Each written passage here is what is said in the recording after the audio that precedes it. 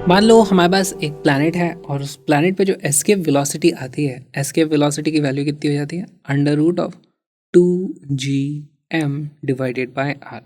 उसके बाद मैंने यहाँ से पार्टिकल को फेंक दिया। तो मैं दो चीज़ें कर सकता हूँ, या तो इसको जो मैंने वेलोसिटी दी है या तो वो वी एस्केप से ज़्यादा होगी या वी एस्केप से कम होगी। तो दो केसेस हम यहाँ पे देखने वाले हैं। अगर इसकी velocity is less than V escape है तो क्या होगा? वी एस्केप पे तो वो इन्फाइनाइट पे जाकर के बस रेस्ट पे आता था। अगर उससे कम है तो वो इन्फाइनाइट पे जा ही नहीं पाएगा। इन्फाइनाइट पे नहीं जाएगा तो फिर वापस आएगा। वापस आएगा तो ऐसे केस में हम यहाँ पे क्या चीज़ एक मेजर कर सकते हैं? मेजर कर सकते हैं कि भाई मैक्सिमम हाइट आप कहाँ तक गए थे। तो यहाँ पर हमें क्या देखने को मिलता है? फिनोमेना मैक्सिमम हाइट, उसको हम बोल देते हैं it is equal to H. उसको आप किस तरीके से कैलकुलेट करोगे? बहुत ही आसान है। यहाँ पर आपको वही कर देना, पोटेंशियल एनर्जी और kinetic energy initial is equal to potential energy and kinetic energy final. हम लिख देंगे U I plus K I is equal to U F plus K F. इस तरीके से आप जनरलाइज कोई भी प्लानट यहाँ पे होगा तो आप उसको सॉल्व कर सकते हो। लेकिन अर्थ के केस में एक अलग चीज़ होती है। अर्थ के केस में हमने क्या देखा था? अगर यहाँ से कोई ऑब्जेक्ट को हम एच हाइट ऊपर लेके जाते हैं तो उसकी पोटेंशियल एनर्जी इंक्रीज होती है, और वो जो पोटेंशियल एनर्जी इंक्रीज होगी वही डिक्रीज इन काइनेटिक एनर्जी होगा। अर्थ के केस में मैं लिख सकता हूँ half M V square will become equal to M G H. लेकिन यहाँ पर हम क्या लिखते हैं? 1+h/r_e, है ना। अगर h की वैल्यू re के कंपेरेबल होती है तो हम ये वाला फॉर्मूला यूज़ करते हैं। तो यहाँ से भी आप चीज़ें देख सकते हो। ऑलराइट, यहाँ पर देखो, इसी को मैं लिख सकता हूँ एम जी, ऊपर आ जाएगा R E times H divided by denominator में आ जाता है आर ई प्लस एच, है ना।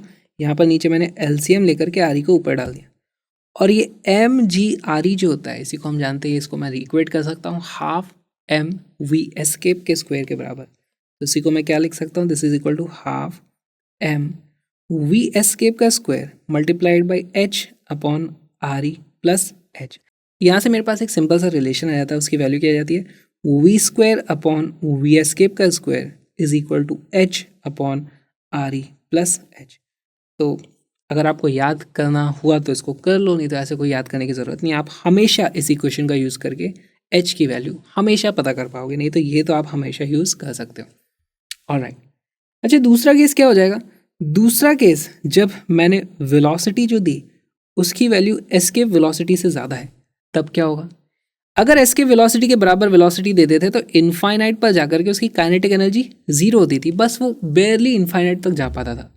इस बार हमने वेलोसिटी ज़्यादा दी है, यानी यहाँ पर काइनेटिक एनर्जी ज़्यादा दे दी, तो वहाँ पर जाके भी काइनेटिक एनर्जी फाइनल की वैल्यू जीरो नहीं होगी। तो उसको मैं क्या लिखता हूँ? Kinetic energy at infinity will not be equal to zero, या फिर मैं इसको लिख सकता हूँ will be more than zero.